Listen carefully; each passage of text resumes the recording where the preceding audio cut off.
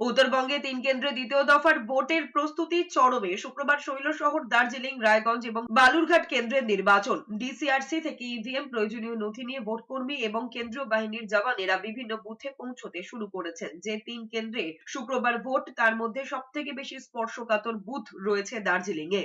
এদিকে রায়গঞ্জে ইসলামপুর, চাকুলিয়া, চোপড়া, গোয়ালপুকুরের মতো জায়গায় পঞ্চায়েত নির্বাচনে ব্যাপক হিংসা হয়েছিল। সেই দিকটি নজরে রাখছে কমিশন। যে কোনো রকম অশান্তি এড়াতে শুক্রবার দ্বিতীয় দফার লোকসভা নির্বাচনে 272 কোম্পানি কেন্দ্রীয় বাহিনী মোতায়েন করছে নির্বাচন কমিশন। রাজ্য পুলিশ থাকবে প্রায় 13,000। দ্বিতীয় দফায় 3 কেন্দ্র বালুরঘাট, দার্জিলিং এবং রায়গঞ্জে নির্বাচন। প্রথম দফার মতো বিক্ষিপ্ত অশান্তি এড়াতে দ্বিতীয় দফায় আরো কড়া নির্বাচন কমিশন।